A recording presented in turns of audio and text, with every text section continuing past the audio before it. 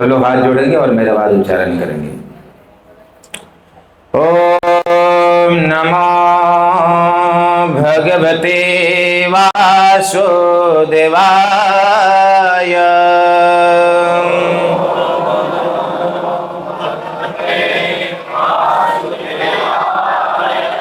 ओम नमो भगवते वासुदेवाय।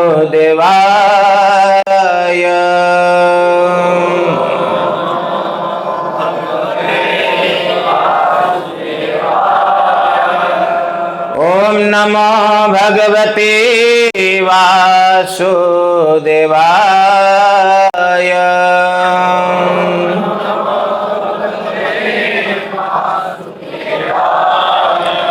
ओम ज्ञानतिमिरान्धस्य ज्ञानञ्जनशलाकया चक्षुरुन्मीलितं येन तस्मै श्रीगुरवे नमः। नमो विष्णुपादाय कृष्णप्रेष्ठाय भूतले श्रीमते भक्तिवेदान्त स्वामिन् इति नामिने।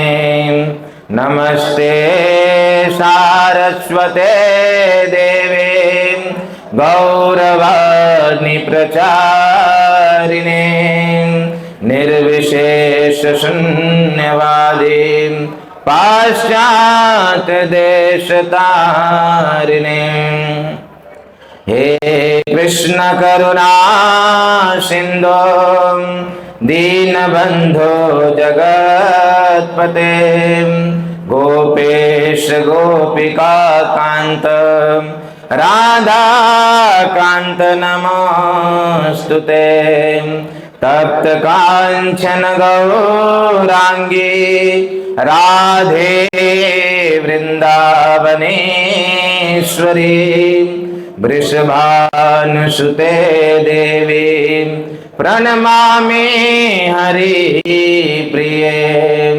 वाञ्छाकल्पतरुभ्यश्च कृपा सिन्धुभ्यैव च पतितानां पावनेभ्यो नमो नमः। जय श्री कृष्ण चैतन्य प्रभो नित्यानंद श्री अद्वैत गदाधर श्रीवासादि गौर भक्तविंद। हरे कृष्णा कृष्णा कृष्ण हरे हरे हरे राम राम राम हरे हरे।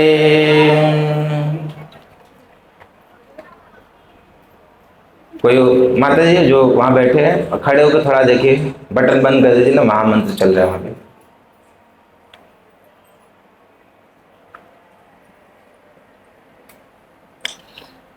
राधिका प्रतिमा विप्रा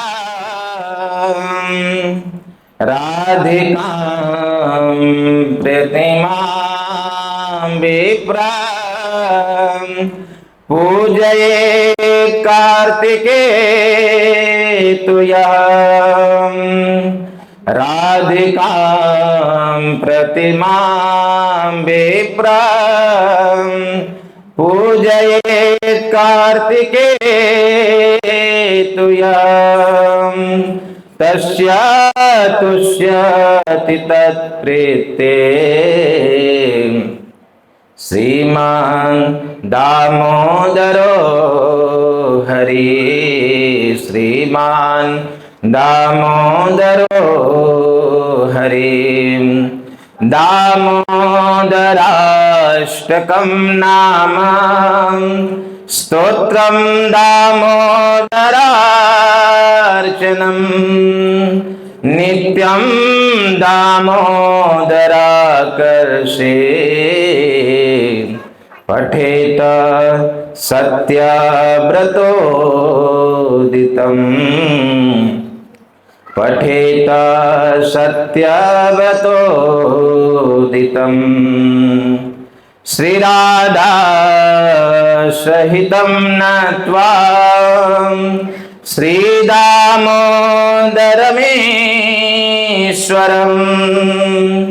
दामोदराष्टकं व्याख्या दिगेशा दर्शते धुना दिगेशा दर्शते धुना। गुरुवे गौरचंद्राय राधिकाय ददाले कृष्णाय कृष्ण भक्ताय तद्भक्ताय नमो नमः।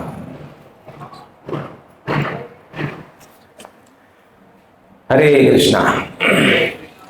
अंतर्राष्ट्रीय कृष्ण भावनामृत में के इस्कॉन के केंद्र में रविवार के स्मृति भोज कार्यक्रम में आप सभी का स्वागत है, विशेष स्वागत है। नाम लेता ना, पता है ये लोग उधर देखते इसलिए लिया। और मैं चाहता हूं कि कथा के समय क्या इधर उधर माइंड न जाए, चाहे मेरा माइंड खराब बोलो इसको लो, चाहे मुझे गधा कुछ भी बोलो, लेकिन मैं ये नहीं चाहता हूँ। आपने नोटिस किया होगा ना, जैसे ही रुका तो मुझे कुछ अलग आवाज़ सुनाई दिया। तो इसलिए कथा के समय केवल कथा, किसी भी प्रकार की व्यथा नहीं। अगर व्यथा करना है तो उसके लिए भी छूट है, बट मेरे दृष्टिकोण जहाँ तक पड़ रहा है उससे बाहर। तो प्लीज इसका फॉलो करिएगा। तो आप लोगों को पता चला थोड़ा बहुत मैं क्या चर्चा करने वाला हूँ आज, क्या करने वाला हूँ? हैं? अधिक मास, अधिक मास आने में टाइम है। अधिक मास मई महीने में आने वाला है, और अधिक मास में कथा भी रखा गया है। कहाँ पे? हरिद्वार। खैर, तो आने वाले परसों के दिन क्या आने वाला है? कार्तिक मास, कार्तिक महीना प्रारंभ होने वाला है। आज 5 तारीख है, कल 6 है और परसों 7। तो ये बहुत ही पवित्र महीना है। वहाँ पे एक माता जी फोन में बात कर रही है। प्लीज आप चले जाइए बाहर, अच्छे से बात करिए, नहीं तो फोन बंद रखिए। मैं पालन कर रहा हूँ, मैं बंद रखा हूँ, एयरप्लेन मोड में है। आप मत सोचिएगा कि आप कहीं कोने में होंगे मेरा नजर नहीं जाएगा, नहीं, मेरा नजर हर जगह जाएगा, इसलिए सावधान। बुरा मत मानिएगा, लेकिन मेरा उस कथा के प्रति प्रेम, और मैं चाहता हूं कि आप भी प्रेम बढ़ाइए। टाइम निकल के आए इतना खोटी करके, नहीं तो घर पे आराम से सोते ना, आए तो उसका लाभ मिल जाए। इसलिए क्या होता है, किसी के अनयूजुअल एक्टिविटी से अभी क्या हुआ, 1 मिनट देखो निकल गया। जो ध्यान से सुनने वाले उनका 1 मिनट निकल गया, तो क्यों जो ध्यान से सुन रहा है उसकी भागीदारी बने हम, वो भी अपराध हो गया ना। तो सब तरह से सतर्क रहिए, बंद कर दीजिए। 1 घंटे में प्रलय नहीं आ जाएगा, बिल्कुल प्रलय नहीं आएगा, चिंता मत करिए। बल्कि आना वाला रहेगा ना आपके घर में, 1 घंटा ध्यान से सुनेंगे तो वो प्रलय मिट जाएगा, ये तो पक्का, इसकी गारंटी है। लेकिन टेंशन मत लीजिएगा कि आप 1 घंटा मोबाइल बंद रखेंगे तो प्रलय आ जाएगा, तो बिल्कुल नहीं। हाँ, तो ध्यान रखिएगा। अगर बच्चे लोग भी अनयूजुअल एक्टिविटी कर रहे हैं तो माता पिता तुरंत उनको लेके साइड में चला जाए या फिर शांति से बैठाएं, ठीक है। समय बहुत कम रहता है, उसको यूटिलाइज कर लीजिए तो अच्छा रहेगा। तो फिर से बजा, किसका फोन बजा, किसका बज रहा है? आप लोग सब लोग एक बार अपना अपना मोबाइल चेक कर लीजिए, कहीं साइलेंट मोड में है या एयरप्लेन में डाल दोगे तो अच्छा है। साइलेंट में डालोगे ना गुर्र गुर्र का उधर ही करेगा, आपका दिमाग उधर जाएगा, इसलिए सीधा एयरप्लेन मोड में डाल दो। सब लोग एक बार चेक कर लीजिए अपना। हाँ, एक बार मैं महामंत्र बोलूंगा, सब लोग अपना अपना चेक कर लीजिएगा और उसको बंद कर दीजिएगा। सबसे बड़ा असुर याद रखिएगा, हमारे दुख का सबसे बड़ा कारण हमारा मोबाइल फोन है। कभी भी दुख मिटेगा नहीं अगर मोबाइल फोन अगर कथाओं में बजाएंगे तो। ठीक है, हरे कृष्णा कृष्णा कृष्णा हरे हरे, हरे राम राम राम हरे हरे। हो गया, मैं मान लूं ना। अब अगर किसी का बजा तो उसको इधर खड़ा कर देंगे, मुर्गा बनाएंगे। ठीक है, नहीं मुर्गा बनेगा तो क्या करेंगे, उसको पेनाल्टी लगेगा। अगली बार संडे फेस्ट का प्रसादम देना पड़ेगा। स्पॉन्सर करेंगे। वैष्णव जगत में पेनाल्टी भी बहुत काम की होती है। तो ध्यान रखिएगा। तो कार्तिक महीना प्रारंभ होने वाला है। ये कार्तिक महीना जो है 12 महीनों में से सर्वश्रेष्ठ महीना इसको बताया गया है। इसके कई सारे नाम हैं। दामोदर मास कहते हैं इसको, ऊर्जा व्रत मास कहते हैं। और इस कार्तिक मास को, ये कार्तिक मास जो है इसकी महिमा इतना क्यों, अगर पूछेंगे, वैसे 12 महीनों में से 4 महीनों की महिमा जिसको चतुर्मास, श्रावण इत्यादि महीने जो अभी तक बीते, 3 महीने बीत गए ना चतुर्मास के, वो भी महत्वपूर्ण थे। लेकिन कहे तो अगर 12 में से 4 महीने महत्वपूर्ण है और 4 महीने में से भी एक महीना अत्यधिक महत्वपूर्ण है, कार्तिक का महीना। श्रेष्ठता की दृष्टिकोण से अगर हम देखेंगे तो कार्तिक मंथ का जो ये महीना है, ये सब महीनों में सर्वश्रेष्ठ महीना है। क्यों, कारण क्या है? कारण यही है कि यह है श्रीमती राधा रानी का महीना है। और हमारे ठाकुर जी को क्या कहते हैं, राधा के बिना कृष्ण आधा, राधा के बिना कृष्ण आधा। आप लोग तो आधा बोलते हो, लेकिन मैं ये बोलूंगा कि राधा के बिना कृष्ण 0 है, कुछ भी नहीं है। इसका मतलब क्या है कि कृष्ण श्रीमती राधा रानी से बहुत प्रेम करते हैं, उनके बिना उनका जीवन ही नहीं है। कृष्ण का जीवन राधा के बिना है ही नहीं। अब सोचिए, जिससे व्यक्ति प्रेम करता है तो उसके संबंध में जो कुछ भी चीज रहता है वो व्यक्ति उससे बहुत प्रेम करता है। तो कृष्ण श्रीमती राधा रानी से बहुत प्रेम करते हैं, इसलिए उनके संबंध में ये महीना भी आया ना, तो कृष्ण उस महीने से बहुत प्रेम करते हैं। आप देखिए इस महीने में कितनी सारी कृष्ण की गुह्य से गुह्य पास टाइम इस महीने में हुआ है। लीलाएं भरी पड़ी हैं इस कार्तिक मास में। दामोदर लीला हुआ, यशोदा दामोदर की लीला हुआ, मक्खन चोर लीला हुआ, गोपियों के साथ लीला हुआ, अनेक प्रकार की लीलाएं जो है, गोचारण लीला हुआ इत्यादि, बहुत सारे लीलाएं इस महीने में, गोवर्धन लीला इत्यादि सब आएगा एक एक करके। अभी फेस्टिवल, हर दिन फेस्टिवल रहेगा। इस महीना, एक कार्तिक का महीना बहुत विशेष है, बहुत विशेष, क्योंकि कृष्ण इस महीने को बहुत प्रेम करते हैं। कारण यह है कि वह ये महीना श्रीमती राधा रानी का महीना है। राधा रानी का एक नाम है कार्तिका। कार्तिका, कीर्तिदा सुंदरी का नाम पड़ा एक कार्तिका, और कार्तिका के नाम पे ही कार्तिक महीने को रखा गया है। इस श्रीमती राधा रानी का महीना ये बहुत ही महत्वपूर्ण महीना है। इस महीने के विषय में मैं आज थोड़ा पुराणों से इस महीने के विषय में पढ़ रहा था। तो पद्म पुराण में इस महीने को, कार्तिक महीने का पहले महिमा सुनी, कार्तिक महीना का, फिर सुनेंगे कि क्या करना है। क्योंकि ये परसों से आने वाला, तो सही टाइम पे संडे आया है, ताकि नॉलेज में आ जाएगा, इधर बैठ जाएगा, तो उसके अनुसार एक महीना अपने ये जीवन को हम बिताएंगे। तो पद्म पुराण में वर्णन आता है कि ये कार्तिक महीना का कितना महिमा है। तो वर्णन करते हुए कहते हैं, न कार्तिक समो मास न कृते समायुगा न वेद संस्कृतं शास्त्रम न तीर्थम गंगया समः। पद्म पुराण में वर्णन है कि न कार्तिक समो मास, कार्तिक जैसा मास कोई नहीं है। न कार्तिक समो मास न कृते समय युग। और युगों की बात करते हैं तो कितने युग होते हैं? 3, कितने? 4, पक्का ना? ठीक है, 4 युग होते हैं। तो पद्म पुराण में वर्णन है कि न कार्तिक समो, कार्तिक जैसा कोई भी महीना नहीं है और न कृते समय युग, कृते मतलब सतयुग, 4 युग है, सतयुग, त्रेता, द्वापर और कलयुग। हम कौन से युग में हैं?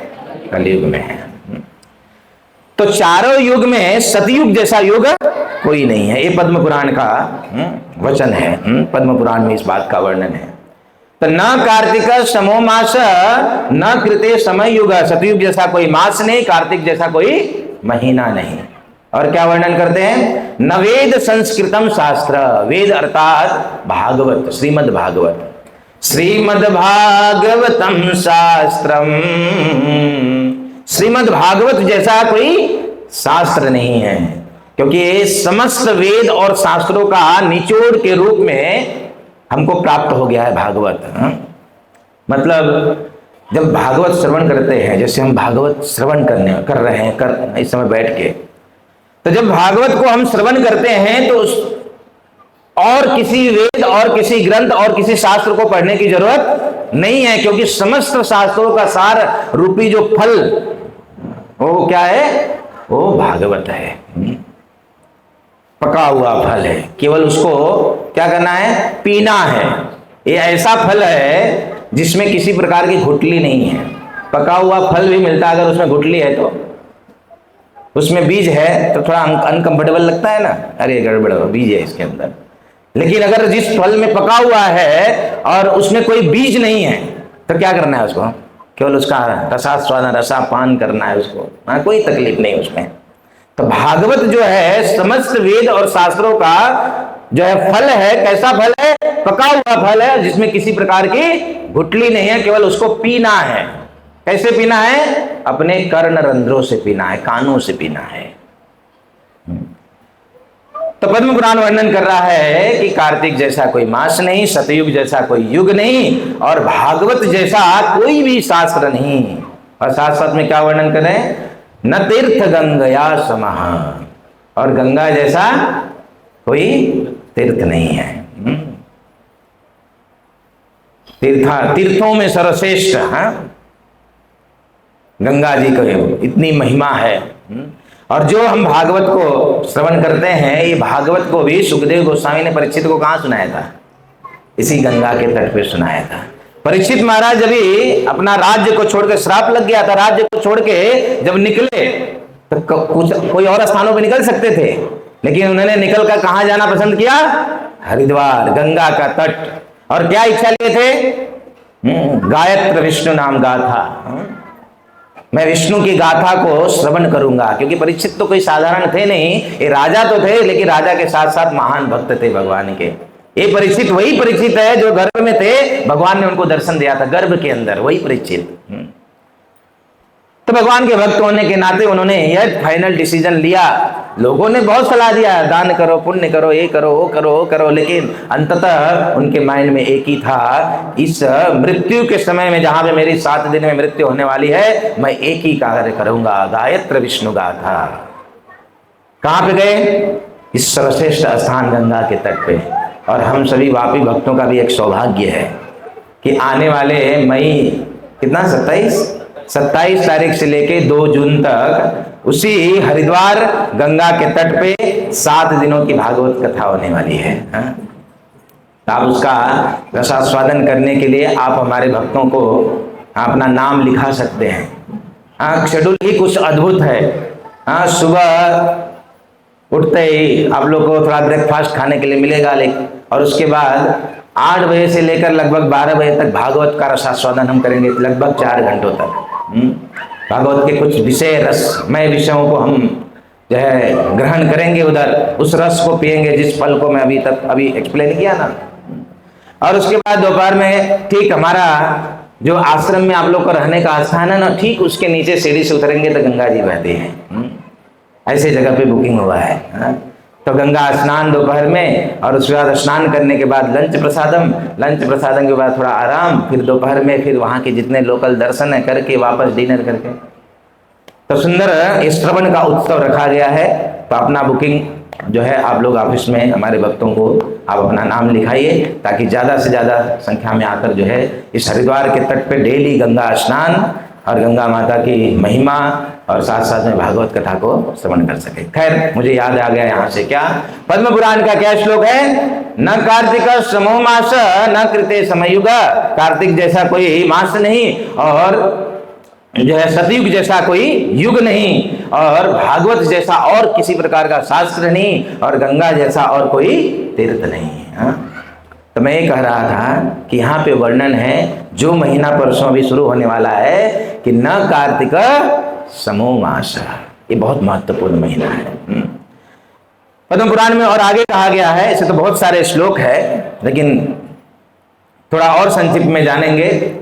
कार्तिकं प्रवरो मास वैष्णवं मे प्रिय सदा।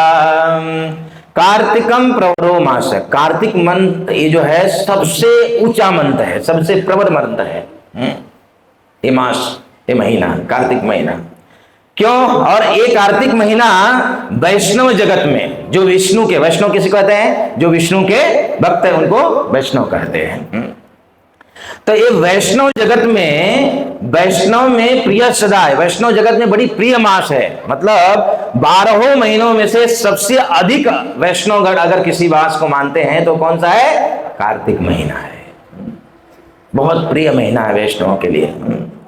कार्तिकम सकलम यस्तु भक्त्या सेवित वैष्णव।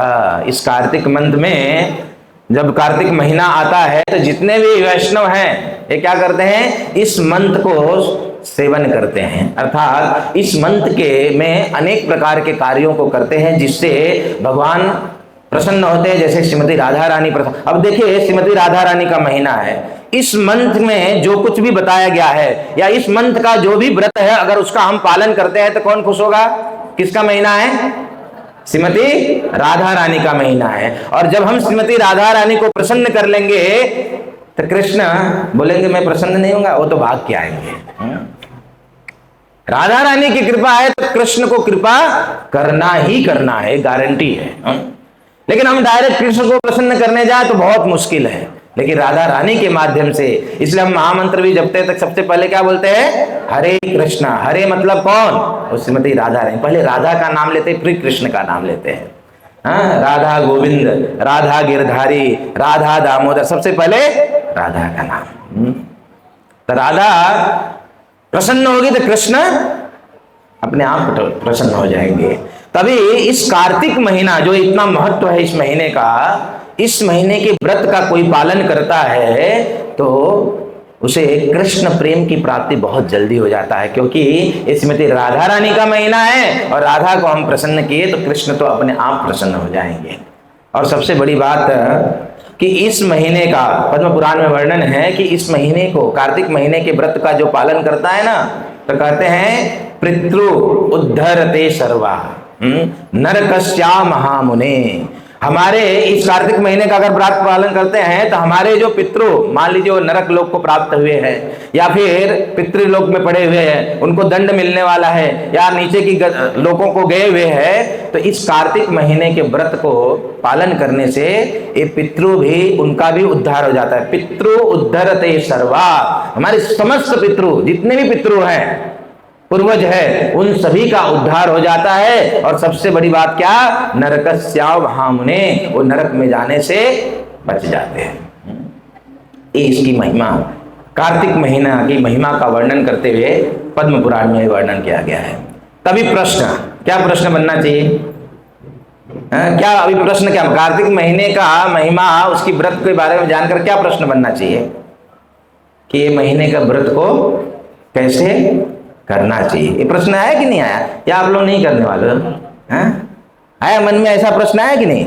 इतनी महिमा है इसकी, 12 में से सर्वश्रेष्ठ है, तो इस महीने का व्रत को कैसे पालन करें?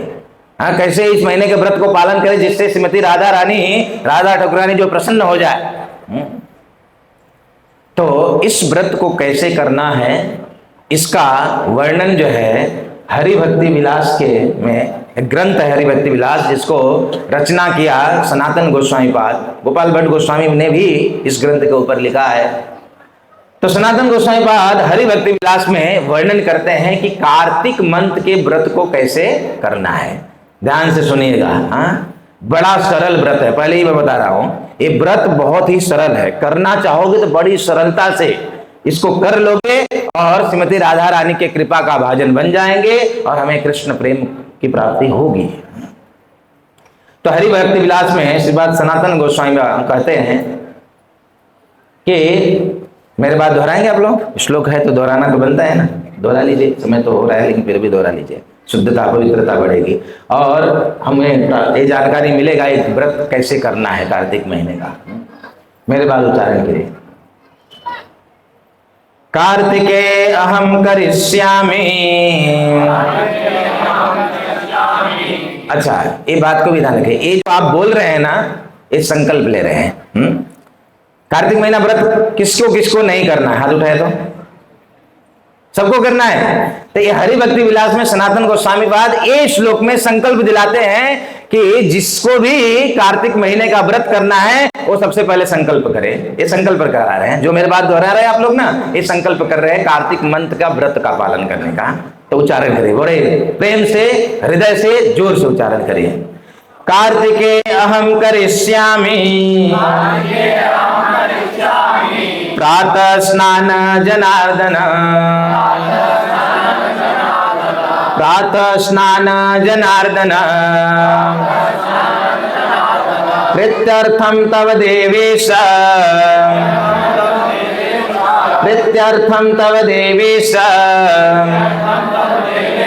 दामोदर मया सह।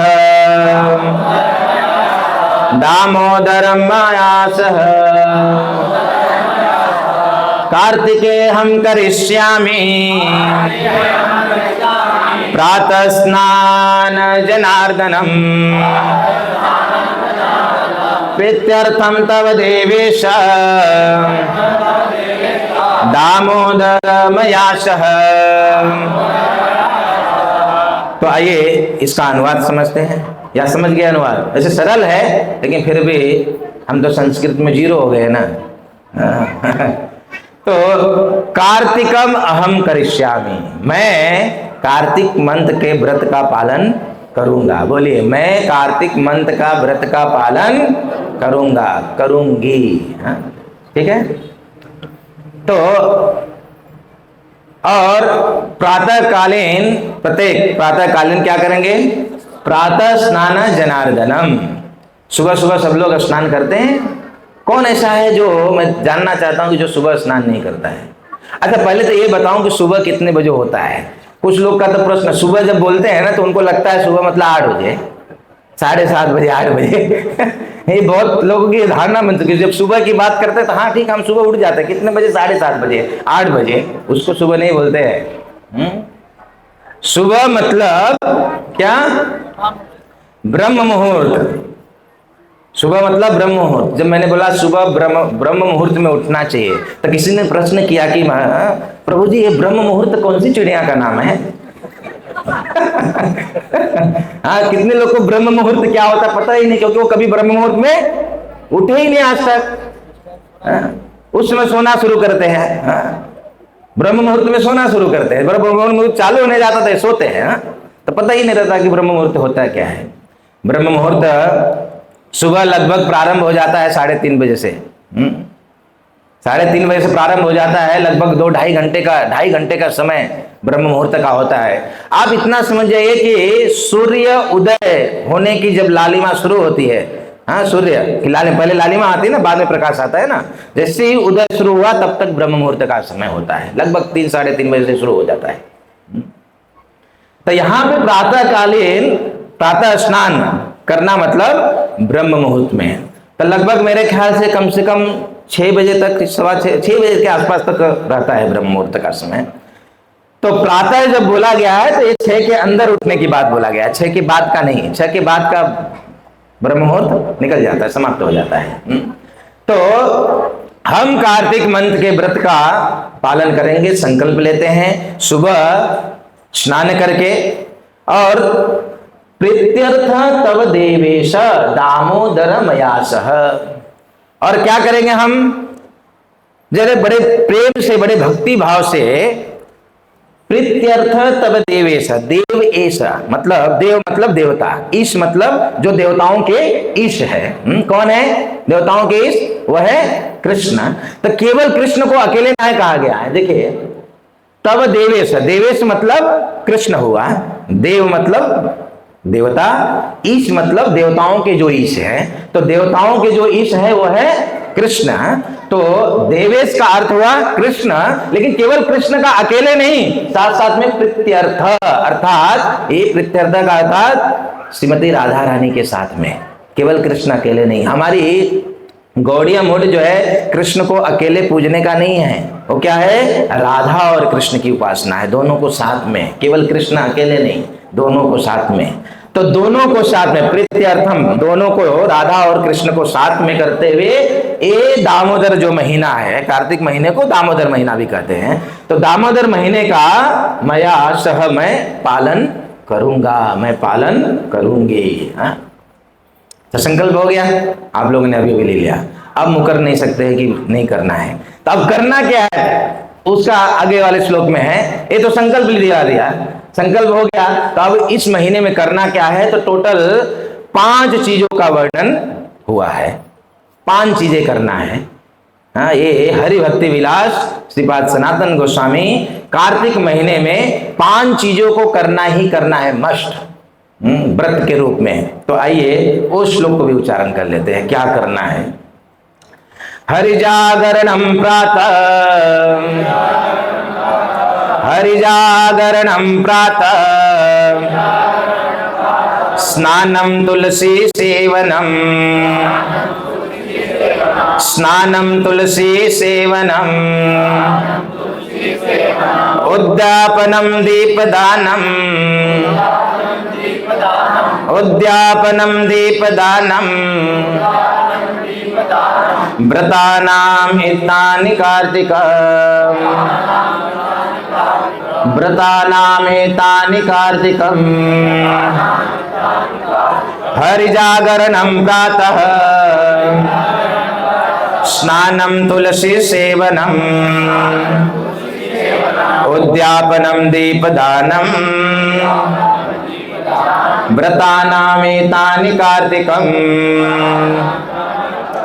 तो 5 चीजों का वर्णन किया गया है। सबसे पहला क्या है? हरि जागरणम प्रातः, ये पहला है। हरि जागरणम मतलब जागरण करना। किसके लिए जागरण करना है? हरि के लिए। हरि मतलब कौन? कृष्ण। हरि मतलब सर्व दुखाय हर इति हरि, जो सभी दुखों को हरण कर ले उसे क्या कहते हैं? हरि। तो हरि केवल कृष्ण ही हो सकते हैं, बाकी किसी में ताकत नहीं है कि सभी दुखों को हर सके, वो केवल कृष्ण है, इसलिए उनका नाम है हरि। तो हरि जागरणम, जागरण करना है। किसके लिए जागरण करना है? हरि के लिए जागरण करना है, एक हो गया।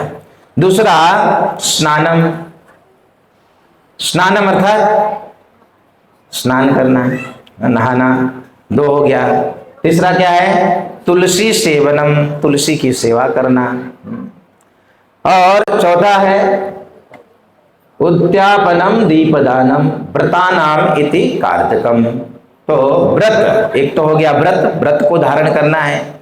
क्या व्रत को धारण करना है? कुछ न कुछ संकल्प लेना है, या कुछ चीजों को कि हमको बहुत खाने में बहुत प्रिय है तो उसको छोड़ देंगे 1 महीना। तो कुछ व्रत को धारण करना, और उद्यापनम दीपदानम, और क्या करना?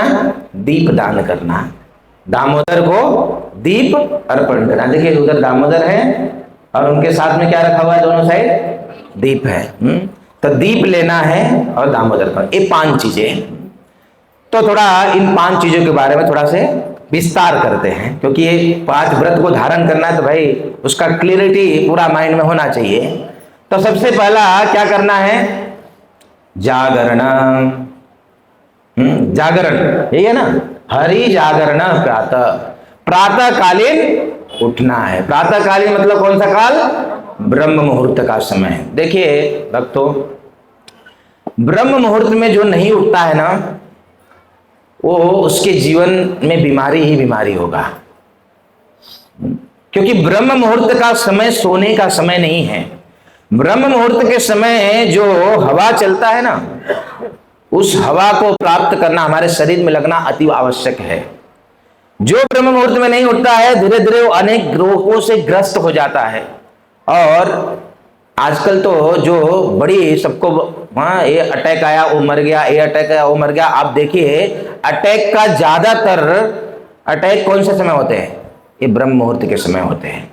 इसलिए ब्रह्म मुहूर्त में सोने का आदत तो बिल्कुल छोड़ दीजिएगा, मत सोइएगा। वो समय है जगने का, ब्रह्म मुहूर्त समय।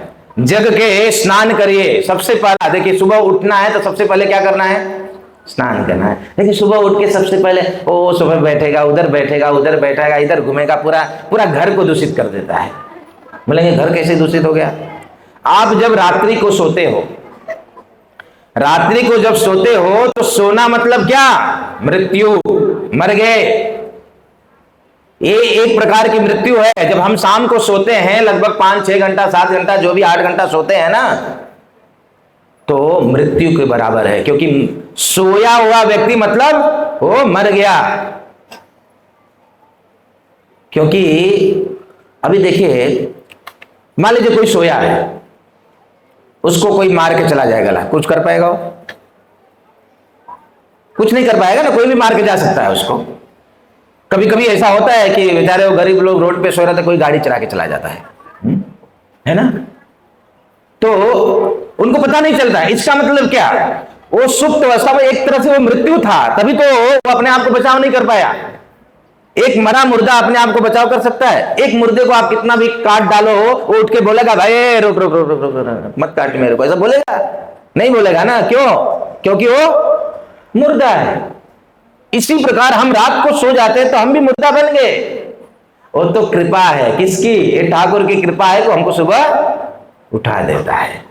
इसलिए सबसे सुबह उठते ही पहले भगवान को धन्यवाद देना चाहिए कि आपने आज हमको उठा दिया, आपकी बड़ी कृपा है। दंडवत मारना चाहिए, उठकर प्रणाम करना चाहिए, क्योंकि उनकी कृपा हुई तभी हम उठ पाए, नहीं तो अच्युतम केशवम।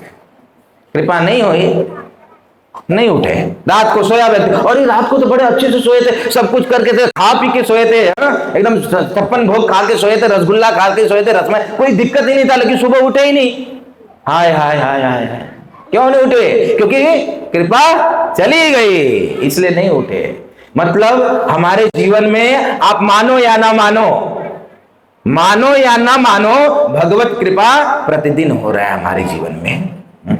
चाहे वो भक्त है, असुर है, चाहे अभक्त हो, कोई भी हो, सभी जीवों के प्रति भगवान का करुणा है, इसलिए उठ पाते हैं सुबह। चलिए, एक तो मान लिए ना कि सोना मतलब मुर्दा। अगर मान लीजिए कोई मर जाता है, आप उसके शव यात्रा में जाते हो कि नहीं जाते हो? मान लो शव यात्रा में गए किसी के, अब जो मर गया शव यात्रा में गए, तो घर पे आके पहले क्या करते हो? हाँ, स्नान करते हैं ना घर पे आके, या फिर सीधा खाना लगते हैं, या किचन में चले जाते हैं? नहीं ना, सीधा स्नान करते हैं कि नहीं? आज भी लोग इसको पालन करते हैं। एटलीस्ट स्नान, शव यात्रा में गए, शमशान में गए तो कम से कम करते हैं। कुछ लोग नहीं भी करते हैं। करते हैं, क्यों करते हैं? क्योंकि किसी की शव यात्रा में गए। जब शव यात्रा में गए, शव का स्पर्श हुआ, उसको देखा, तो हम अशुद्ध हो गए। तो अशुद्ध होने के नाते हमको ये पता, क्योंकि हम जीवित है अभी, तो हम क्या करते हैं? स्नान करते हैं। इसी प्रकार रात को जब आप सोए थे तो मर गए थे, और मरा हुआ मुर्दा उठ के सुबह ये सोफे पे से वो सोफे इधर उधर जा रहा है। घर में तो एक मुर्दा घर में नहीं टल रहा है, अशुद्ध हो रहा है कि नहीं? घर बताइए। और ऐसे अशुद्ध घर में ना तो लक्ष्मी रहने वाली है, ना तो हमारा जीवन स्वस्थ रहने वाला है, ना तो हमारा मन बुद्धि, सब कुछ बेकार होगा, सब कुछ बेकार होगा।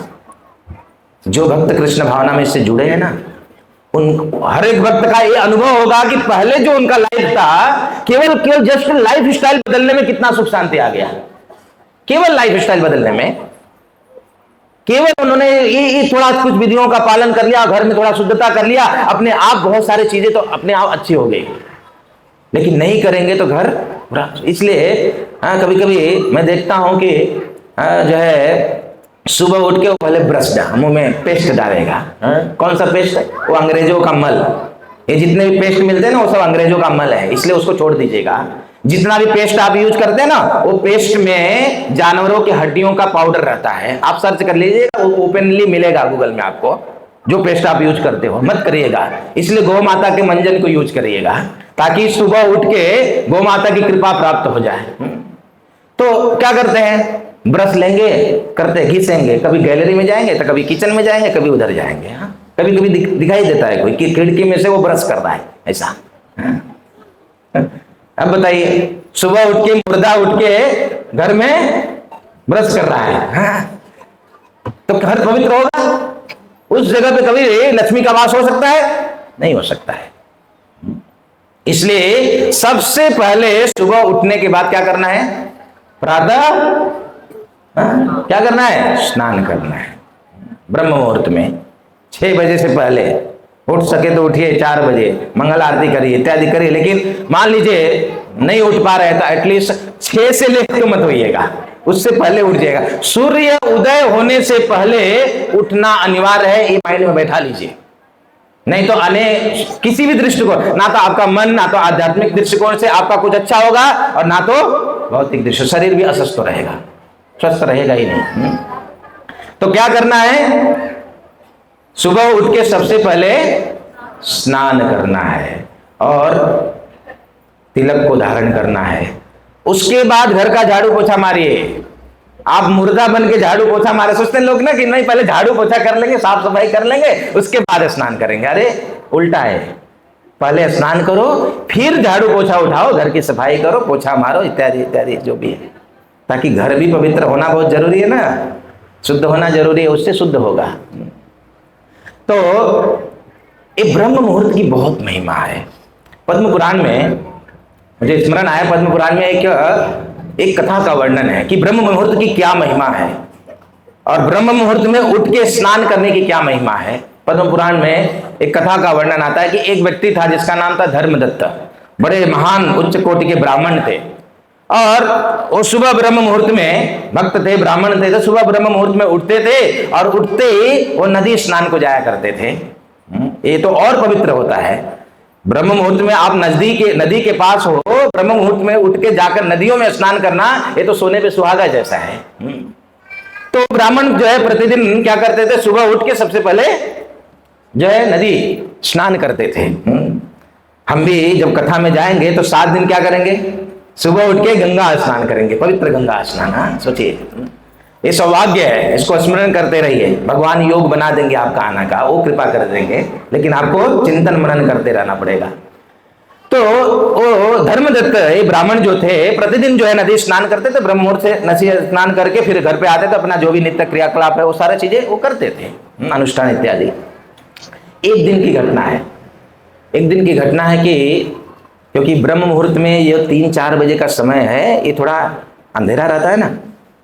जब यहाँ पे मंदिर हुआ था ना, पहले हम गुंजन में थे, जब यहाँ पे मंदिर हुआ तो बहुत भक्त लोग बोले, जो मंगल आरती वालों को टेंशन हो गया कि प्रभु जी मंदिर बहुत दूर चला गया, हम मंगल आरती कैसे आएंगे? बोला समस्या क्या है? सुबह उठिए, गाड़ी सबके पास आ जाइए, कितना समय लगता है? सुबह तो कोई ट्रैफिक भी नहीं। बोले प्रभु जी ट्रैफिक गाड़ी वो सब का समस्या नहीं, वो ना वो रास्ता पे वो शमशान है ना, उसको बहुत डर लगता है।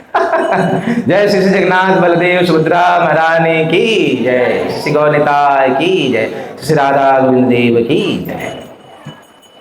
तो थोड़ा अंधेरा होता है और उस समय थोड़ा वो बहुत सुनसान एरिया। अभी तो धीरे धीरे बहुत डेवलपमेंट हो गया, लेकिन शुरू में तो कुछ नहीं था। तो भक्त लोग डरते थे, चिंता मत कि आप ब्रह्म मुहूर्त के लिए आ रहे हो ना, रक्षा तो भगवान करेंगे। आपको वो राता खाड़ी पे ना, आपको अगर कुछ होगा तो वहां पे वॉचमैनी भगवान ठाकुर जी करते रहेंगे, क्योंकि आप मंगल आरती में ठाकुर जी के आ रहे हो, चिंता नहीं करो, आते रहो। तो ये धर्मदत्त ब्राह्मण जो थे प्रतिदिन स्नान करते थे और घर पे आते थे। तो एक दिन जो है स्नान करके आ रहे थे तो अंधेरा था ही, और नदी का किनारा तो कुछ ज्यादा होता है ना। तो स्नान करके आ रहे थे तो अचानक एक चुड़ैल सामने आ गई। चुड़ैल मतलब आवाज कैसा करती होगी? मालूम है किसी को चुड़ैल का आवाज? नहीं मालूम? चुड़ैल पिचासी। अच्छा, मैं कभी सोच रहा था ये चुड़ैल पिचासी ये सब स्त्रीलिंगी क्यों है? स्त्रियाँ ही होती है कैसे? ऐसा कहीं मैं चुड़ैल पिचासी डाइन, कोई किसी को कभी ना कोई किसी में झगड़ा हो जाता है चुड़ैल की तरह, तो चुड़ैल की तरह ऐसा संबंध है, चुड़ैल की तरह ऐसा चुड़ैला करके नहीं सुना है? चुड़ैला। एक बार पति पत्नी पति पत्नी मरे, दोनों भूत बने, एक भूता एक चुड़ैल बनी, दोनों भूत बन गए। कर्म ऐसा रहा होगा, दोनों भूत बन गए। बहुत सालों के बाद, भूत बनने के बाद बहुत सालों के बाद मुलाकात हुआ दोनों का। तो जो पत्नी थी, जो चुड़ैल बन चुके थे, बोले अरे चिंटू को पापा तुम, चिंटू को पापा तुम। बहुत दिनों बाद मुलाकात, अभी सोचे ना क्या मुलाकात भी कैसा, क्या उस समय अनुभव हुआ रहेगा। इतने सालों के बाद वापस मिले लेकिन एक चुड़ैल के रूप में, एक भूत के रूप में वापस मिले। चिंटू को पापा तुम तो इतने सालों में तुम तो एकदम बदल ही गए। तो चिंटू को पापा कह रहे हैं कि हाँ मैं तो बदल गया लेकिन तू वैसी की वैसी है। तो ये धर्मदत्त जो ब्राह्मण है, जब ये नदी के किनारे से आ रहे थे स्नान करके, तो क्या हुआ, चुड़ैल आई डाई। अब क्या होता है, इनके पास शरीर नहीं होता है, इनको बहुत दर्द होता है। मैं हमेशा कहता हूं कि जो आत्महत्या करने के विषय में जो सोचते हैं ना, सोचिए उनकी मेंटालिटी किस प्रकार का डाउन हो चुका है कि वो अपने आप को, व्यक्ति को अपना जीवन बहुत पसंद होता है, लेकिन उसकी मनोदशा कितनी डाउन हो चुकी है कि अपना वो शरीर छोड़ने के लिए तैयार है। लेकिन याद रखिएगा कि ये आत्महत्या करने वाला सिचुएशन में जो मेंटालिटी हो रहा है, जो दर्द हो रहा है, तभी तो व्यक्ति अपने शरीर को त्याग देता है, आत्महत्या करने का प्रयास करता है। उससे लाख गुना ज्यादा जब वो आत्महत्या करने के बाद जब उसको शरीर नहीं मिलता है ना, विचरण करता है ना, उसको ज्यादा तकलीफ होता है। ये चुड़ैल, पिचासी, भूत, प्रेत, ये सब क्या है, समय से पहले जो मृत्यु है, एक्सीडेंटल मृत्यु, किसी को मार दिया, आत्महत्या, ये सब यही है। लेकिन इनके पास पंचभूत का शरीर नहीं है, और ये पंचभूत शरीर न होने के कारण उनको बहुत दर्द होता है। अंतर्राष्ट्रीय कृष्ण भावनामृत संघ के संस्थापकाचार्य हमारे श्रील प्रभुपाद जी जब प्रयागराज, इलाहाबाद में जब रहा करते थे, तो उस समय उन्होंने ग्रंथों के, उनको एक एकांत स्थान चाहिए था जहां पे वो ग्रंथों को लिख सके, ग्रंथों की रचना कर सके। तो बहुत सारे स्थानों को ढूंढते ढूंढते किसी ने उनको कहा कि एक स्थान है बहुत, वहां पे कोई नहीं जाता है, कोई नहीं आता है, स्वामी जी आपको बहुत शांति मिलेगा उधर। वो स्थान क्या था, कोई एक बंगलो था, कोई घर था जहां पे कोई नहीं जाता, वो भूत बंगलो के नाम से फेमस था, क्योंकि उसमें भूत रहा करते, कोई नहीं रहता है, खंडहर। लेकिन प्रभुपाद जी को जब पता चला तो बोले कि चिंता नहीं, अच्छा है, शांति जगह है, कोई बात नहीं, हमको दे दो। प्रभुपाद जी ने उसको ले लिया, और प्रभुपाद जी जाके वहां पे बैठकर ग्रंथों को लिखते थे। और हमेशा प्रभुपाद जी को ग्रंथों का लिखने का जो टाइम होता था, रात को 12 बजे से सुबह ब्रह्म मुहूर्त तक। ये प्रभुपाद जी, जो हम ग्रंथ आज इजीली पढ़ रहे हैं ना, प्रभुपाद जी ने उसको रात को 12 बजे से लेकर सुबह 5 बजे तक लिखा है डेली। इस प्रकार का ये है हमारे आचार्य, उनकी कृपा और उनका दिया हुआ चीजों का आज हम बड़े आसानी से मिल रहा है, तो वैल्यू नहीं कर रहे हैं उसका। तो प्रभुपाद जी लिखते थे, तो रात को 1 बजे आवाज आया, किसका, चुड़ैल का। जैसे ये धर्मदत्त ब्राह्मण के पास आया, चुड़ैल का बसा पकड़ आवाज। तो प्रभुपाद जी समझ गए कि वैसी आत्माएं हैं, तो बार बार वो आवाज निकाल रहे हैं, बार बार आवाज निकाल रहे हैं। तो प्रभुपाद जी ने सोचा कि लगता है कि इनका कुछ करना पड़ेगा। प्रभुपाद जी ने पेन रख दिया करके, साइड में बोले ठीक है बोलो, चलो मेरे बात दोहराओ, हरे कृष्णा। आप लोग चुड़ैल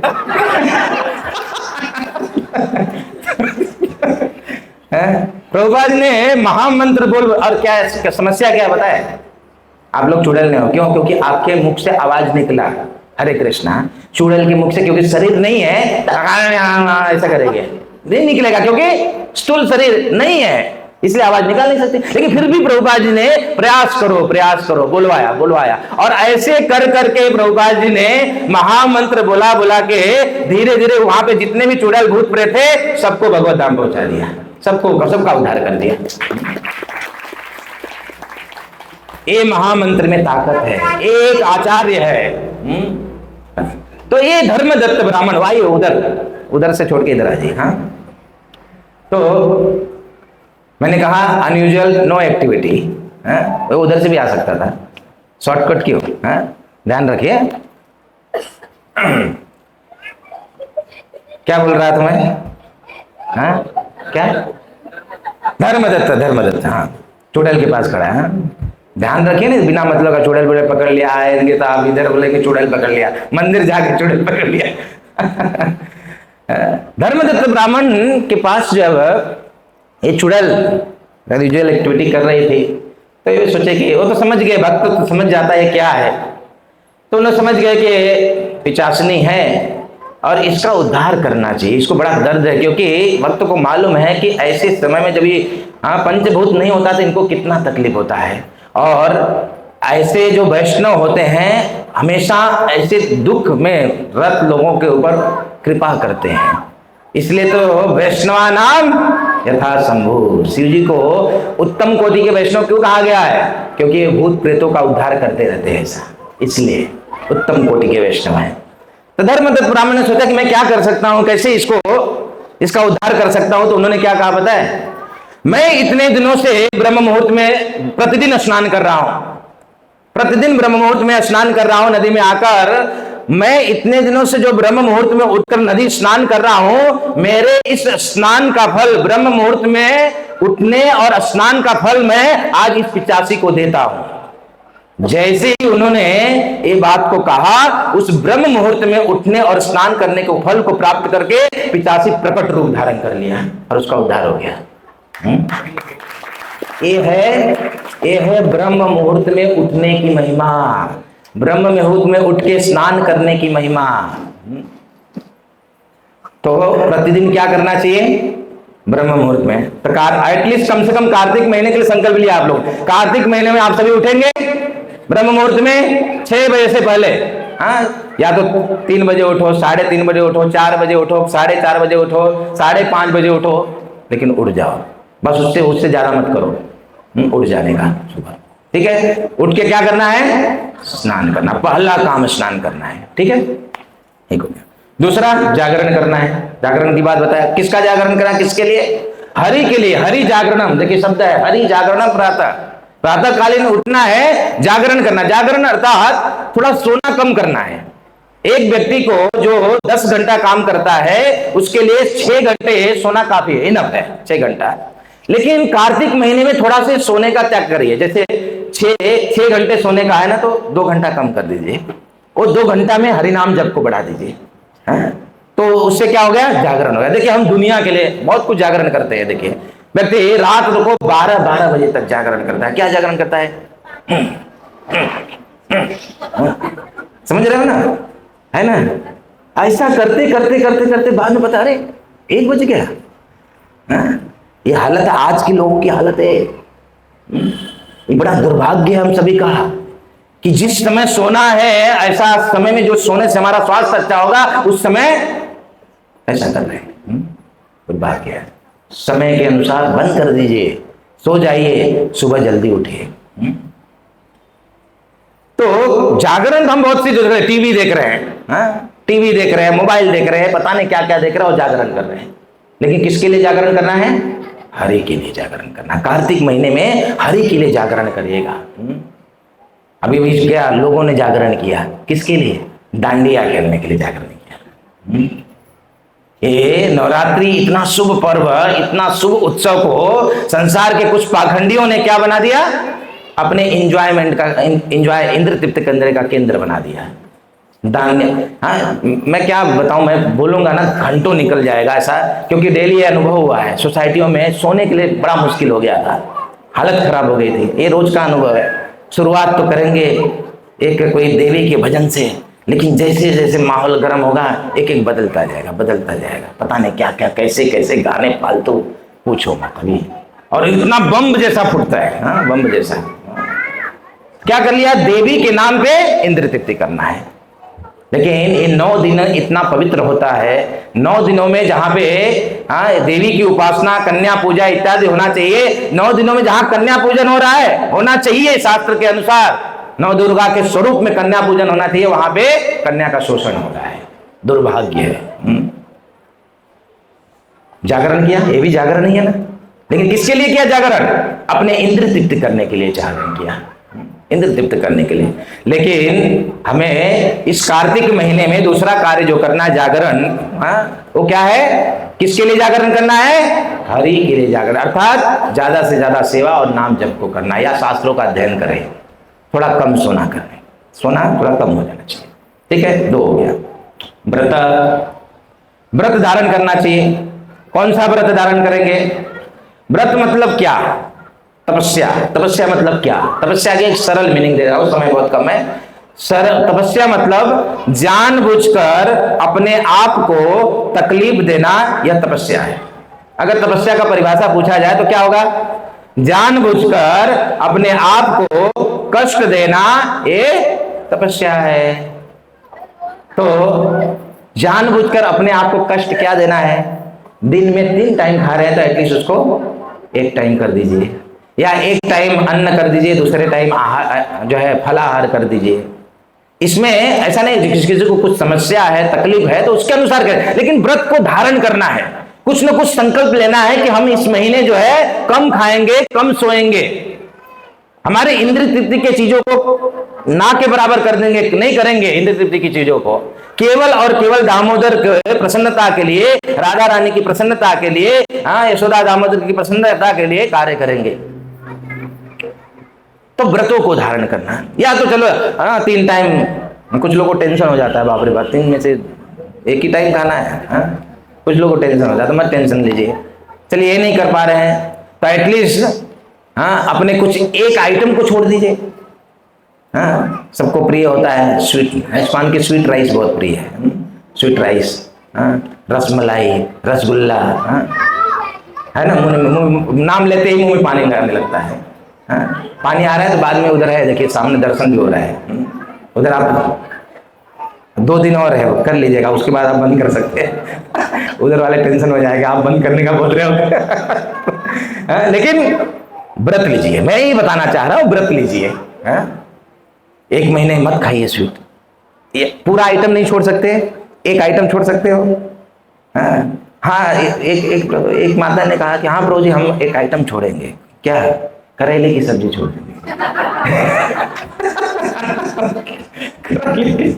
बोला लगता है आपको करेला पसंद नहीं है। हाँ प्रभु जी बहुत कड़वा होता है। मैं बोला इसलिए छोड़ रहे हो, इसको व्रत थोड़ी ना बोलते हैं। हमको पसंद ही नहीं तो छोड़ दो। अरे वो पहले से छूटा हुआ, पसंद नहीं है पहले से छूटा हुआ है, अभी उसको नया क्या छोड़ रहे हो? जो प्रिय चीज है, जो हमको बहुत प्रिय है, जिसको बड़ा मुश्किल होता है, कोई अहंकार नहीं, लेकिन जो है आप बोलेंगे ना लेक्चर झाड़ने से पहले पालन करना चाहिए ना।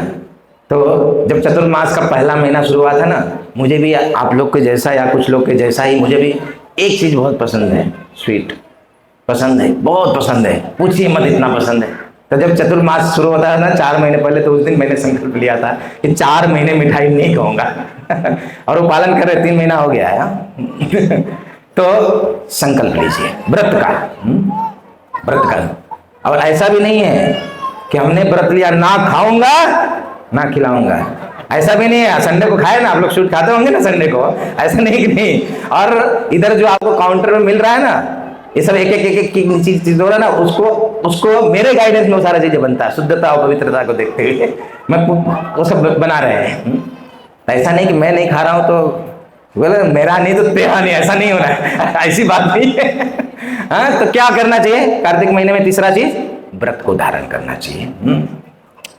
जो कुछ भी आप खुद से विचार करिए, या फिर फलाहारी, कुछ भक्त फलाहारी करते हैं, कुछ भक्त 1 टाइम फलाहार 1 टाइम अन्न करते हैं, कुछ भक्त स्वीट छोड़ देते हैं, और इस प्रकार से जो प्रिय चीजें हैं उनको छोड़ देना चाहिए। व्रत के मामले में सीखना चाहिए। हमारे श्री भक्ति सिद्धांत सरस्वती ठाकुर प्रभुपाद जी के गुरु महाराज, एक बार क्या हुआ था, भक्ति सिद्धांत महाराज के पिताजी श्री भक्ति विनोद ठाकुर, उन्होंने भक्ति सिद्धांत महाराज को फल खाने की इच्छा हुआ तो उन्होंने फल लेकर खा लिया, सीधा खा लिया। बचपन छोटे थे उस समय, प्रभुपाद जी के गुरु जी उस समय छोटे थे, उस समय की बात है। फल खा लिया तो पिताजी भक्ति विनोद ठाकुर डांटने लगे, अरे तुम कैसे डायरेक्ट फल खा लिया, इसको पहले भगवान को अर्पण करना चाहिए, बिना भगवान को अर्पण किए खाया, तुम किस प्रकार का ये पाप किया तुमने। तो भक्ति सिद्धांत महाराज उस बचपन में उनको लग गया कि मैंने पाप खा लिया, भगवान को नहीं खिलाया, मैंने खा लिया, मैं इतना बड़ा पापी हूं। तो आज से मैं व्रत लेता हूं, पूरे जीवन में आम नहीं खाऊंगा। और उन्होंने उस व्रत का पालन किया, पूरे जीवन आम खाना। धन्य है, आम तो कितना बड़ा प्रिय है। आम सभी को प्रिय होता है। आम के सीजन में सब लोग देखिए भर भर के दुकानें भरी रहती हैं, क्योंकि सब लोग आम खाते हैं। लेकिन श्री भक्ति सिद्धांत सरस्वती ठाकुर बचपन में उन्होंने संकल्प लिया और पूरे जीवन आम नहीं खाए। कारण क्या था? बिना भोग लगाए मैंने खा लिया। और हम दबा दबा के जानबूझकर बिना भोग लगाए लगे खाते हैं बाहर में जाके, नहीं करना चाहिए। तो बात है व्रत का, मैं व्रत की बात किया कि कुछ व्रत लेना चाहिए, संकल्प लेना चाहिए कि कम खाएंगे, एक टाइम खाएंगे, फलाहारी करेंगे, स्वीट नहीं खा। वो स्वयं से वो व्रत को धारण करिएगा और स्वयं से उसको एटलीस्ट कार्तिक महीने तक पूरा पालन करिएगा। ठीक है, समझ गए ना व्रत का मतलब? कोई एक चीज आप लोग को स्वयं से डिसाइड करना। पहला एक हो गया जागरण, हरि के लिए जागरण करता है, थोड़ा कम सोना कम कर देना है, नाम जप को बढ़ाना है, प्रातः काल ब्रह्म मुहूर्त में स्नान करना है और व्रत को धारण करना है। कोई भी संकल्प एक व्रत लीजिएगा। अभी तक कोई कठिन, आसान है ना? कि कोई कठिन हुआ नहीं ना? अब क्या है? दीपदान। दीपदान, भगवान दामोदर को दीप अर्पण करना है। ये पूरे महीने सुबह शाम दोनों क्या करना है? दीप, दिया लेना है। मिट्टी का दिया लीजिए, गोबर का दिया लीजिए। आपको मैं बताऊं, इधर गोबर का दिया यहाँ पे बन के रखा हुआ है, गोबर का दिया। और ये भी मैं बताऊं कि कभी पिछली बार भक्तों ने कहा कि ये गोबर का दिया थोड़ा मार्केट के मिट्टी के दिए से महंगा पड़ता है। तो मैंने क्या कहा, एक काम करो, छोड़ दो, इस बार जो मार्केट में मिलता है वही रेट में दो, लेकिन भक्तगण कम से कम गोबर के गौ माता की सेवा में यूज करें, तब दिया लीजिएगा। और सबसे बड़ी सुविधा क्या है पता है? ऐसा नहीं कि वो दिया लेने के लिए आपको यहीं आना पड़ेगा। आप वहां से एक कॉन्टेक्ट नंबर में एक मैसेज डालेंगे, दिया आपके घर के दरवाजे पर पहुंच जाएगा। वो बेल मारेगा और देगा दिया, ये लीजिए दिया। कितना दिया चाहिए? 5 दिया चाहिए, 10 दिया मिल जाएगा घर पे। इतना फैसिलिटी सुविधा दिया है।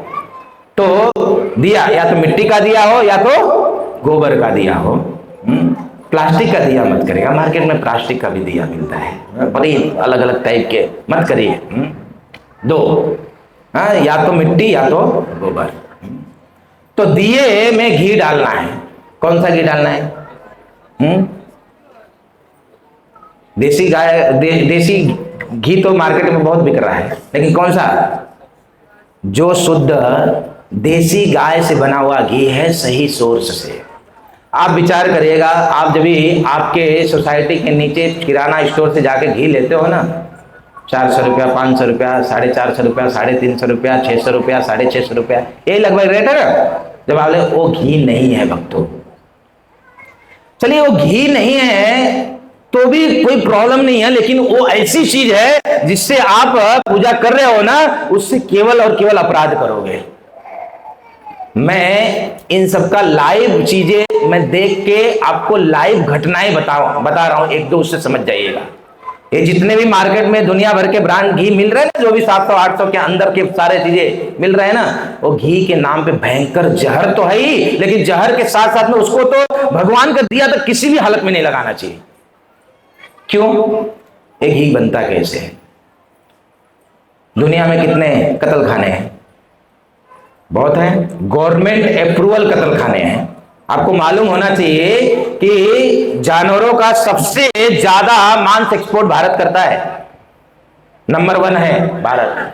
इतनी कत्ल खाने और गवर्नमेंट अप्रूवल कत्ल खाने हैं, जहां पे क्या होता है कि जब गाय दूध देना बंद कर देती है तो क्या होता है, अब यूजलेस हो गई, बूढ़ी हो गई, तो उसको क्या करता है, उसको बेच देते हैं कत्ल खाने में।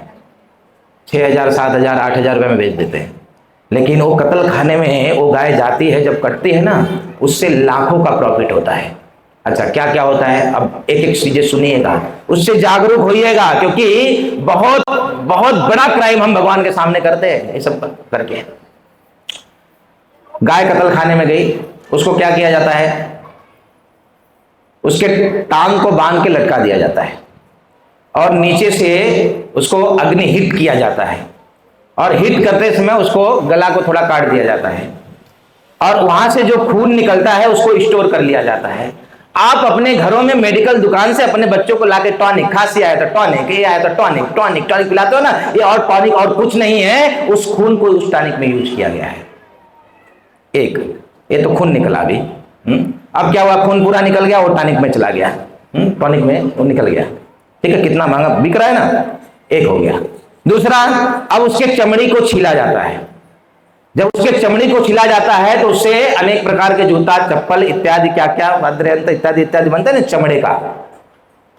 मैं अक्सर देखता हूं, जब एयरपोर्ट में मैं जाता हूं तो बड़े बड़े शोरूम में चमड़े के जूते चप्पल लगे रहते हैं। एक बार मैं एक अंदर जाके देखा तो एक एक चप्पल का रेट 80,000 रुपया, 90,000 रुपया, 1-1 लाख रुपया है चमड़े का। चमड़ा निकला कहां गया, चप्पल इत्यादि इन सब चीजों में बिका। चलिए, अभी चमड़ा उतर गया, अब मांस चर्बी बचा। मांस और चर्बी को क्या करते हैं, ये मैं लाइव घटना बता रहा हूं आपको, दर्द अंदर बहुत है, मैं थोड़ा आप लोग को जागरूक करना चाहता हूं। वो चर्बी को, अब चर्बी बता ना, मांस और चर्बी, वो चर्बी को एक सिस्टम बनाया गया है लंबा, जैसे कपड़ा सुखाते हो आप लोग ना अपने गैलरी में, डोरी बांध के, ऐसा डोरी बांधा गया है और उसमें उस चर्बियों को बांध दिया जाता है, पोटली बना बना के लंबा बांध दिया जाता है, जितना भी चर्बी निकलता है सब बना जाता है। उस चर्बी को नीचे से हीट करते हैं और जब हीट करते हैं तो उसमें से रस निकलता है और वो रस को इकट्ठा करते हैं, उसके अंदर रिफाइंड मिलाते हैं, डालडा मिलाते हैं और आपके घर के नीचे की दुकान में देसी घी बन के आ जाता है, जो आप खरीद रहे हो और आप वो ठाकुर जी को अर्पण कर रहे हो और वही अपने बच्चों को खिला रहे हो और खुद खा रहे हो और हॉस्पिटल में दुनिया भर के प्रॉब्लम रहेंगे। बताइए ठाकुर जी, वो ठाकुर जी गाय से इतना प्रेम करते हैं, वो ठाकुर जी आपके घर में जो बत्ती जलाते हो ना वो चर्बी है, बताइए वो ठाकुर कौन से प्रसन्न होंगे। जिस गाय को हमारी मां कहा गया है, उस गाय माता के चर्बी को हम अपने घर में यूज कर रहे हैं और धड़ल्ले से चल रहा है। आपको अगर लगे कि नहीं महाराज कुछ गड़बड़ बोल रहे हैं तो थोड़ा रिसर्च करिएगा, देखिएगा, सोर्स निकलेगा, मिल जाएगा, पहुंचने तक का रास्ता मिल जाएगा, करके देख लीजिएगा लाइव आप लोग भी, उन कत्ल खानों को विजिट करिएगा जिससे ये सारी चीजें बन रहे हैं। अच्छा, इतना ही नहीं, अब बचा क्या, एक चीज बच गया, हड्डी। हड्डी को पाउडर बनाया जाता है, पाउडर बना के अनेक प्रकार के क्रीम पाउडर जो हम पेस्ट करते हैं ना उसमें भी हड्डी का पाउडर है। अब बताइए, सुबह सुबह उठ के दंत मंजन पेस्ट लगा रहे हैं और क्या कर रहे हैं, गौ माता के हत्या का भागीदारी बने हुए हैं और घिस रहे हैं। बंद कर दीजिए, ये मार्केट में जहर में घी के नाम पे जहर बिक रहा है, जहर बिक रहा है। आप बोलेंगे कि कभी कभी मैं ऐसा जब बोलता हूं ना, क्योंकि एक समय था केवल मैं भी क्या करता था, केवल बोलता था गौ रक्षा होना चाहिए तभी शांति होगा, ये होगा, गौ सेवा करना चाहिए, ये करना चाहिए, वो करना चाहिए, केवल बोलता था, लेकिन प्रैक्टिकल में कुछ नहीं था, केवल प्रवचन में चलता था। लेकिन मैंने देखा कि इससे कुछ नहीं होने वाला है, जब तक प्रैक्टिकल में कुछ नहीं करेंगे तब तक कुछ नहीं होने वाला है। तो हमने गौ माता के संकल्प लेकर बहुत सारे शुद्ध चीजों को चालू करने का प्रयास किया है। नहीं तो कभी कभी लोग पूछते हैं ना कि आप इतना बोल रहे हो तो हमको सही सोच कैसे विश्वास करें। मैं आपको बोल रहा हूं कि विश्वास करना है तो जहां बनता है कि देखिए, आपके आंखों के सामने बना के लेके जाइए, आपके नजदीक में, इधर ही नदी के पास ही है, विजिट करिए। नहीं तो आपको लगता है कि महंगा है, मार्केट से 2-3 गुना ज्यादा रेट महंगा है, तो आप क्या करिए, तेल खरीदिए, लेकिन वो भी दुकानों से नहीं। द्वापी में कई ऐसे दुकानें हैं जहां पे आप सरसों लेके जाओ तो लाइव तेल निकाल के देते हैं, तिल लेके जाओ तो लाइव तेल निकाल के देते हैं।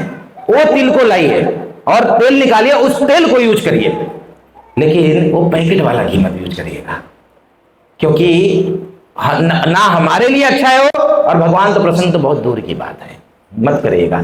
तेल का दिया, तिल के तेल का दिया जलाइएगा, तिल को खरीदिए मार्केट से, उसको तेल निकाल लीजिए और उस तेल के दियों को जलाइए और इस कार्तिक मंत्र के व्रत को पालन करिए। तो बोलते हैं कि महंगा, मैं यही बोलता हूं, महंगा अमृत खाना है या सस्ता जहर खाना है, क्या पसंद करेंगे? सस्ता जहर खा के हॉस्पिटल में जाके लाखों। अब तो बहुत दर्द होता है, क्योंकि मैं ऐसे इतने परिवार को जानता हूं, बेचारे गरीब थे और रोग हो गया किसी एक फैमिली मेंबर को, और बेचारे हॉस्पिटल में, क्योंकि छोड़ तो सकते नहीं, हॉस्पिटल में गए, और हॉस्पिटल में गए तो घर तक बेचना पड़ गया, फिर भी बेचारा बचा नहीं, बेघर हो गया। क्या कर रहे हैं हम? घी के नाम पे जहर खा रहे और बीमार पड़ रहे हैं, और हॉस्पिटल में जाके अपने आप को लुटा दे रहे हैं, अपने आप को लुटा दे रहे हैं। तो एन तेन प्रकार न देखे, गौ माता की सेवा करना चाहिए, सबको मालूम है, लेकिन ये सेवा अब गौ माता को प्रत्यक्ष रूप से रखकर पालन करना तो बहुत मुश्किल है। लेकिन गौ माता के जो उत्पाद है उसको आप यूज करिए, तो वो उत्पाद का अंततः धनराशि कहां जा रहा है? जो पालन कर रहा है वो सशक्त बन रहा है। पहले मैं बताया ना, पहले बहुत लेक्चर देता था, केवल प्रैक्टिकल में कुछ नहीं था। ये संकल्प जो 4 सालों से लिए ना, मुझे याद है कि 4 साल पहले है हमने जब ये मुहिम शुरू किया था कुछ भक्तों ने मिलके, तो उस समय उस गौपालक को, जहां से दूध हम मंगाते हैं, उस गौपालक को जहां पे वो पालन कर रहा है, लगभग 10,000 गायें हैं उसके पास, वो पालन कर रहा है, और हम यहां से उसको 4 साल पहले उसको लगभग 1.5 लाख रुपया तक भेजा करते थे। लेकिन आज 4 साल के बाद की स्थिति क्या है? सब भक्तों ने मिलकर इस मुहिम में भागीदारी लिया, अपने थोड़ा लाइफ स्टाइल, खाने पीने को शुद्ध तरीकों में गए, और गौ माता की सेवा के लिए आज हम महीने का 10 लाख रुपया उस गौ सेवक को भेज रहे हैं। बताइए, आपने मंजन यूज किया, आपने दूध यूज किया, पिया, घी यूज किया, अंततः ये यूज किया तो कहां गया पैसा? उसका सोर्स देखिए, जहां से आया उसको गया कि नहीं गया? अंततः गौ सेवा हुआ कि नहीं हुआ? तो ये सारे प्रोडक्ट जो है ना अपने लाइफ में, अपने रूटीन, और वो यूज कर रहे हैं आप। दूध हर व्यक्ति पीता है, घी हर व्यक्ति खाता है, साबुन हर व्यक्ति लगाता है, दंत मंजन हर व्यक्ति। ऐसा भी नहीं कह रहे हैं कि आप इस सेवा को करिए, आप दीजिए, ये सेवा मांग रहे हैं, ऐसा नहीं। आप उसको यूटिलाइज करिए प्रोडक्ट को, क्योंकि वो आप यूज करेंगे तो ना अलग से करने की जरूरत नहीं, आपको यूज करने मात्र से गौ सेवा हो रहा है, उसको यूज कर लीजिएगा। तो दीप जलाना है, दामोदर को अर्पण करना है, लेकिन शुद्ध सही सोर्स से। आपको कोई गौशाला मिलता है, वो अगर आपको नजर के सामने, या वो वहां पे आपको प्रामाणिकता के तहत मिलता है, तो आप वहां से लीजिए, कोई समस्या नहीं है। लेकिन मेरा कहने का तात्पर्य क्या है? शुद्ध होना चाहिए, देसी गाय का होना चाहिए, शुद्ध घी होना चाहिए। इस प्रकार का चर्बी, इसमें सारी चीजें बिल्कुल मत यूज करें, इससे अच्छा ना करें, लेकिन ये चीजें करके कोई मतलब नहीं। तो दीप अर्पण करना है। और अंत में एक सेवा है, देखिए, तुलसी सेवनम, 5वां चीज है। पहला क्या हुआ? ब्रह्म मुहूर्त में स्नान, हरि जागरण, और व्रत को धारण करना है, और दीप अर्पण करना प्रतिदिन दामोदर को, और क्या करना है? तुलसी सेवा। ये 5 व्रत को, तुलसी सेवा मतलब तुलसी में जल डालिए, तुलसी को धारण करिए, तुलसी को पहनिए और उसकी पूजा करिए, उसकी आरती करिए, ये तुलसी सेवा हुआ। है कोई कठिन इसमें? आसानी से हो सकता है। सब लोग कार्तिक व्रत का पालन करेंगे? कौन कौन करेगा बताइए? सब लोग करेंगे, है बड़ा आसान। हाँ, इस प्रकार से आप करेंगे तो एक कार्तिक व्रत का पालन करने का आपको जो है लाभ मिलेगा।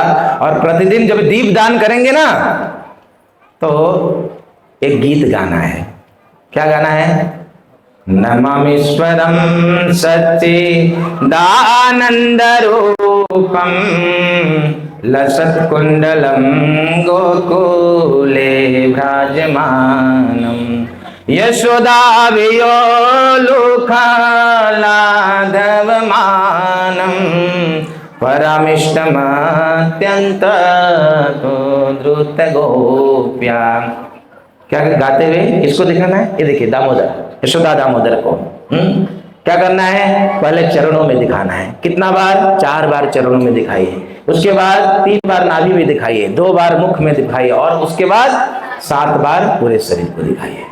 इस प्रकार से दीप को, दामोदर को दिखाते हुए इस कार्तिक व्रत का पालन करना है। अच्छा, दामोदर को ही क्यों दिखाना है?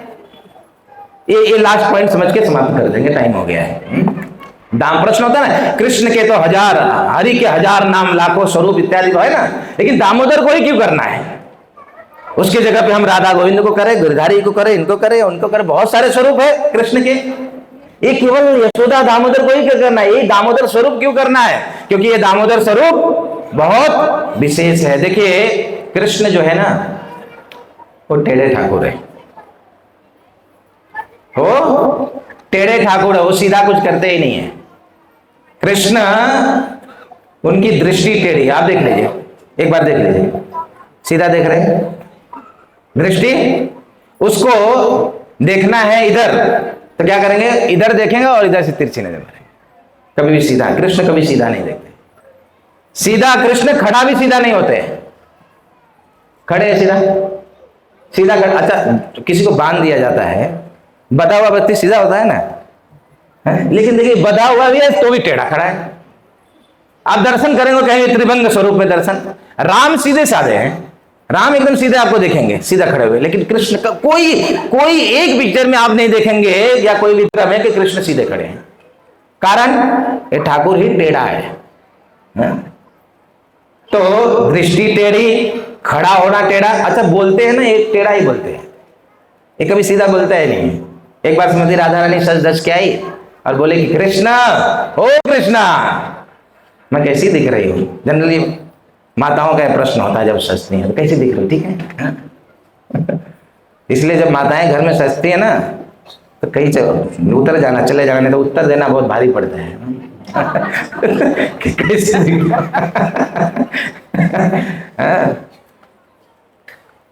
तो राधा रानी ने पूछा कि कृष्ण मैं कैसी दिख रही हूं। अब सीधा सीधा क्या बोल देना चाहिए, बुद्धिमत्ता किसमें था कि बड़ी सुंदर दिख रही हो, खूब अच्छी दिख रही हो, बहुत सुंदर दिख रही हो। लेकिन नहीं, इसको तो सीधा बोलना ही नहीं है, टेढ़ा ही बोलता है। तो क्या बोले, क्या बताऊं राधे, हे राधे आज तुम इतनी सुंदर दिख रही है, इतनी सुंदर दिख रही है, क्या बताऊं, ऐसा मानो जो है करोड़ों करोड़ों जो चंद्रमा आज तुम्हारे मुख में समा गया। तुम्हारी आंखें चंद्रमा के समान, तुम्हारा जो है कपाल चंद्रमा के समान, तुम्हारा गाल चंद्रमा के समान, चंद्रमा चंद्रमा चंद्रमा, सारी उपमा चंद्रमा। ऐसा लग रहा है कि हजारों करोड़ों चंद्रमा तुम्हारे अंदर समा गया। और राधा रानी को समझा ये जरूर चंद्रावली को मिल गया है। रुष्ट हो गई। सीधा बोल देना चाहिए, लेकिन क्या करे, टेढ़े ठाकुर है। अच्छा इनके जो संबंध में जो कोई भी है, जैसे यमुना इनकी पटरानी है, वो भी कैसी है, कैसी बहती है माँ, टेढ़ी बहती है, इतना टेढ़ी है कि पूछो। अच्छा इनके संबंध में वृंदावन धाम और वृंदावन की गलियां भी टेढ़ी है। मतलब इसका चलना टेढ़ा, इसका बोलना टेढ़ा, इसकी दृष्टि टेढ़ी। इसके संबंध में जो कोई, यहां तक कि इनके संबंध में जितने भक्त हैं वो भी, आपने बुलाया मैं नहीं बुला हूं, सब टेढ़ा। अच्छा एक टेढ़े ठाकुर को ना बांधना बहुत मुश्किल है। और हमारे जीवन का उद्देश्य क्या, हम इतना भक्ति कर रहे, कथा सुन रहे, जप कर रहे, कीर्तन कर रहे, साधना कर रहे, ब्रह्म मुहूर्त में जग रहे, उठ रहे हैं, इतना मेहनत क्यों कर रहे हैं? क्योंकि इस कृष्ण को हम बांध पाए, इस कृष्ण को प्राप्त कर पाए, इस कृष्ण से प्रेम कर पाए, ये हमारे जीवन का लक्ष्य है। और ये तो इतना टेढ़ा है कि इसको बांध पाना मुश्किल। लेकिन यही लीला, मैं ये कह रहा था, यही लीला को दीप क्यों दिखाना है, इसी स्वरूप को क्यों दिखाना है? क्योंकि जो एक असंभव घटना है इस लीला में घट गई है, जो ठाकुर को कोई बांध नहीं सकता, लेकिन इस लीला में वो ठाकुर बध गए हैं। इसलिए इस लीला का मनन चिंतन ज्यादा करना है, ताकि हमारे भी जीवन का जो लक्ष्य है कृष्ण को बांधना, वो लक्ष्य पूरा हो जाए। इसलिए इस लीला को, केवल इस लीला को तो प्रतिदिन दीप दिखाना है। समझ गए? फिर से एक बार गिन लीजिए, समाप्त कर दें। क्या करना है? हरि जागरण, स्नान, प्रातः ब्रह्म मुहूर्त स्नान, क्या करना है? दीप, दीप अर्पण करना है, और व्रत को धारण करना है, और क्या करना है? तुलसी सेवा, तुलसी सेवा प्रतिदिन। यत् कंठे तुलसी नासी ते नरा मूढ़ मानुष स्वान विष्ट चांद्यम जल। कि ये तुलसी जब गले में धारण करते हैं ना, इसकी इतनी महिमा है कि गले में धारण करके जब हम बाथरूम में जाके स्नान करते हैं ना, तो तुलसी गले में होने के कारण वो गंगा स्नान बन जाता है। सोचिए, इसलिए तुलसी को धारण करिए और प्रतिदिन जितना चाहिए उतना घर में ही गंगा स्नान का लाभ प्राप्त करिए। घर बैठे बैठे गंगा स्नान। हाँ, लेकिन मई में घर बैठे बैठे नहीं, उधर आके करना है। नहीं तो फार्मूला मिल जाएगा कि हाँ घर में बैठे बैठे हम तुलसी पहने, स्नान हो रहा है, गंगा जाने की क्या जरूरत है हरिद्वार। ठीक है, सब समझ गए? चलिए समाप्त करते हैं। हरे कृष्णा कृष्णा कृष्णा हरे हरे, हरे राम राम राम हरे हरे।